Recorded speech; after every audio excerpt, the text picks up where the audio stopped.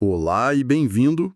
Hoje a gente vai analisar um material, olha, fascinante, um trecho de uma tese de doutorado em filosofia chamada Primeiro Esboço de um Tratado de Metametafísica. É um nome e tanto. Pois é, e a nossa missão aqui é mergulhar fundo numa das ideias mais radicais desse texto, o conceito de hipercaos, do filósofo Quentin Melasson, Ele tenta fazer algo que parece quase impossível.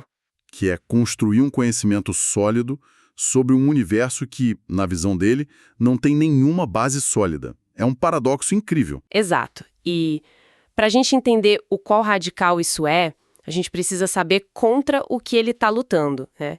Melasson é uma figura central do que chamam de realismo especulativo. Certo. É uma corrente que, basicamente, quer que a filosofia pare de falar só da nossa relação com o mundo e comece a falar do próprio mundo, como ele é de verdade, sabe? Independentemente de nós. Certo. E aí entra o tal do correlacionalismo que a tese fala bastante e que o Melasson critica, não é?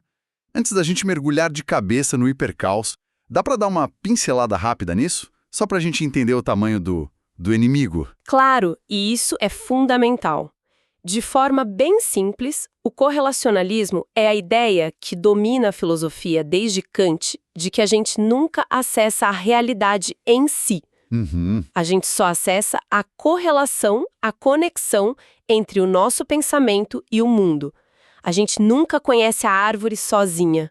Só a árvore pra gente. Melasson acha que isso é uma prisão. Uma prisão pro pensamento. Exato. E o hipercaos é a dinamite que ele quer usar para explodir os muros dessa prisão. Ok, o cenário tá montado. A missão é fugir da prisão da mente para chegar na realidade pura. E a arma é o hipercaos. Então, vamos desempacotar essa ideia. Vamos lá. O ponto de partida da tese, explicando o Melasson, é que o hipercaos não é, de jeito nenhum, o caos que a gente imagina. Não é só bagunça, desordem. Tipo um rio turbulento, tudo mudando o tempo todo. Essa é a imagem que vem à mente. Pois é, e essa é a distinção crucial. Esse rio turbulento ainda segue uma regra, né? A regra da mudança constante. O hipercaos do Melasson vai além. É a ideia de que a contingência... A possibilidade das coisas serem diferentes. Isso. Ela é tão absoluta que nem a mudança é uma regra. Não existe regra nenhuma. Ponto. E é aqui que a ficha começa a cair. A tese cita o Melasson diretamente, dizendo que existe uma contingência equivalente entre ordem e desordem, do tornar-se e da sempiternidade. Exato. Deixa eu ver se eu entendi. Isso significa que o universo não tem a menor obrigação de ser caótico. Ele poderia, a qualquer momento, sem motivo nenhum, simplesmente congelar. Virar algo perfeitamente estável, ordenado, previsível. Para sempre. E isso não seria uma violação do hipercaos? Perfeito, é exatamente isso. E no instante seguinte, também sem motivo algum, ele poderia dissolver essa ordem toda e voltar a ser um fluxo total. Para Melasson, a única lei é que não existem leis necessárias. Uau!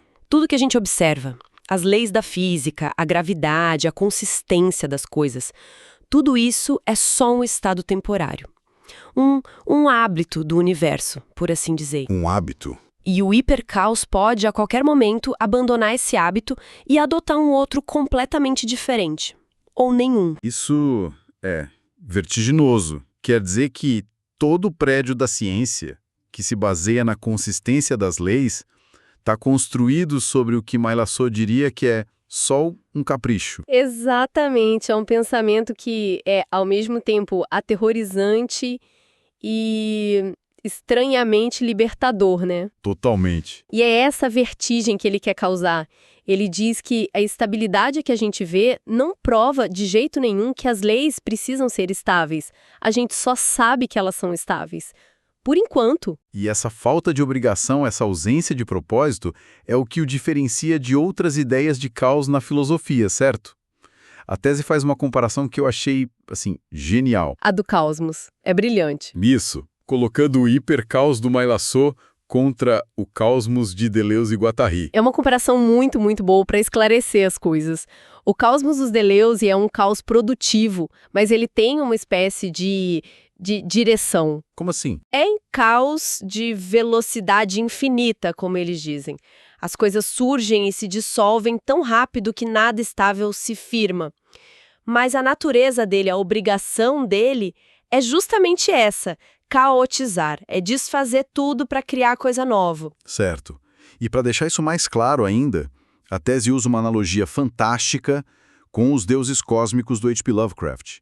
A comparação com Azathoth é perfeita. É perfeita, não é? O Caosmos de Deleuze seria tipo o Nyarlathotep. Ah, sim! Ele é uma força do caos, claro, mas ele tem uma agenda, um propósito, mesmo que seja um propósito maligno e incompreensível pra gente.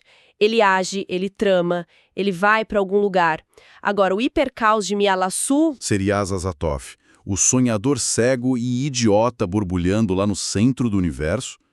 Um poder ilimitado, mas sem consciência, sem vontade, sem propósito nenhum. Exato. A tese até destaca isso, que o nosso universo pode ser só um sonho passageiro de Azathoth. Se ele acordar, ou, sei lá, só se virar na cama cósmica dele, tudo pode sumir ou virar outra coisa. Não por maldade, mas por puro acidente. Exatamente. O hipercaos não serve à desordem.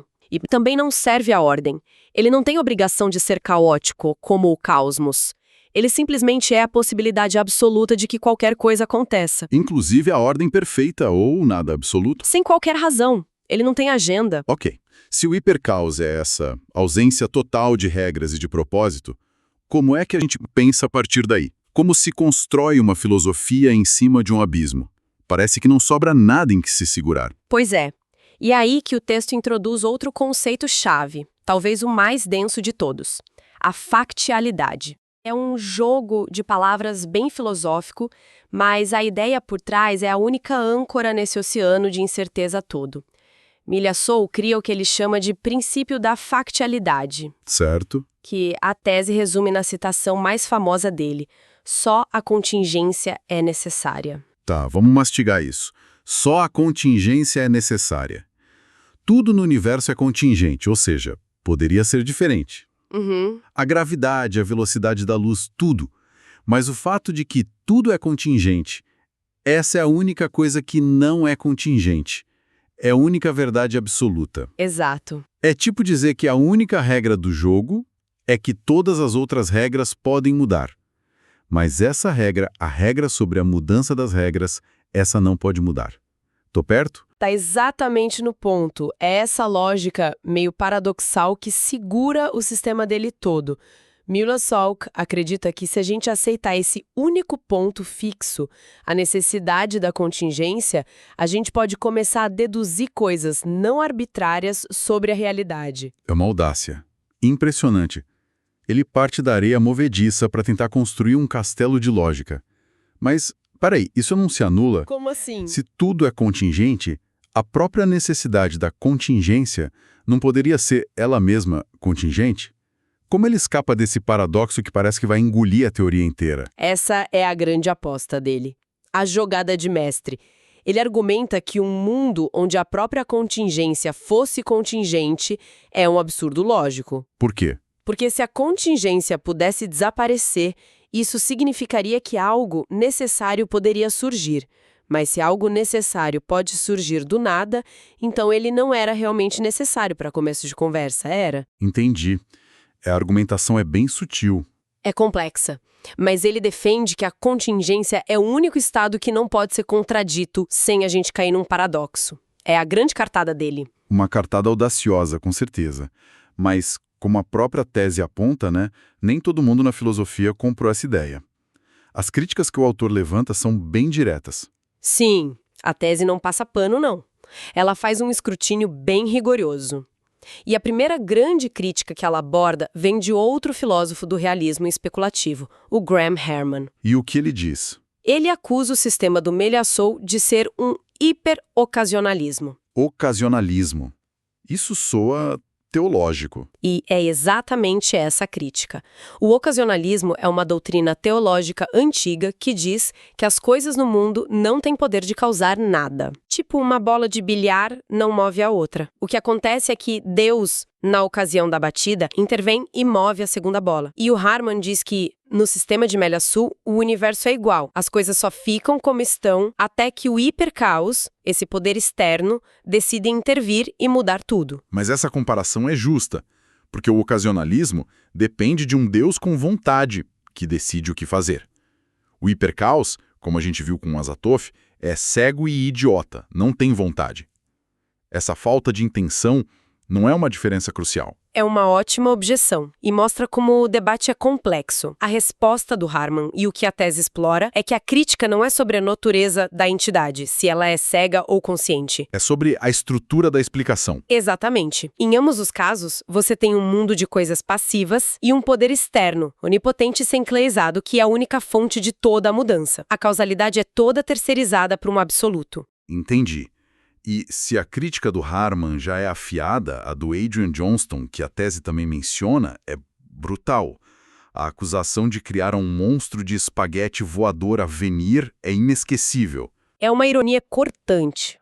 O Johnston vem de uma outra perspectiva materialista e, basicamente, acusa o Malha-Sul de ter criado uma nova teologia disfarçada. Uma teologia secular. Isso. A ideia de emergência a partir do nada, acionada por um poder onipotente. Para ele, isso soa exatamente como um relato da criação divina. É uma acusação muito séria, né?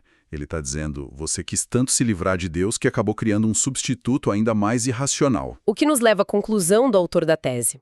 Ele parece que sintetiza essas críticas quando chama o Malha-Sul de um correlacionalista pela culatra. Exato.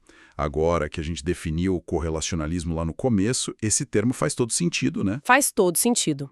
Crítica final é que, na missão heróica dele, de escapar da prisão da correlação mente-mundo, o Malha-Sul acabou criando uma nova correlação, talvez até mais forte. Agora, tudo no universo está correlacionado a esse mediador universal, o hipercaos. Nada pode ser ou mudar sem a permissão desse absoluto.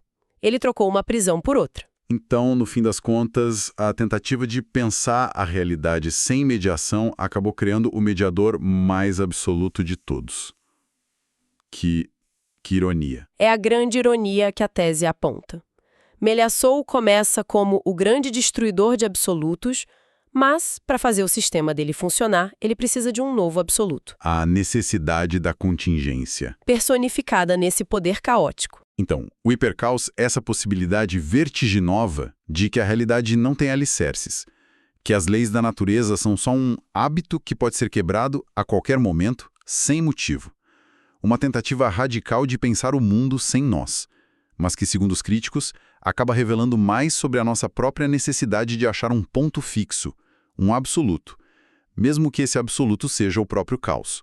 E a questão provocadora que fica, e que a tese nos convida a pensar, é, se a própria contingência é a única coisa necessária, o que isso realmente significa para a nossa busca por conhecimento? Será que a tentativa do Malha-Sul, mesmo que falhe, não nos mostra algo fundamental? O que seria? Talvez a lição não seja que a gente encontrou a verdade no hipercaos, mas que a própria busca por uma verdade final, estável, no universo como este, talvez seja o verdadeiro engano. Desafia essa ideia de que existe uma ordem fundamental a ser descoberta, sugerindo que talvez a única constante seja a nossa tentativa sem fim de negar a ausência de constantes. Pois é, gente. O hipercaos parece ser algo até fácil de entender, mas bem difícil de compreender as consequências. Deixe seu like e se inscreva no canal para continuar acompanhando nossas discussões sobre correlacionamento e realismo complexo. Até mais.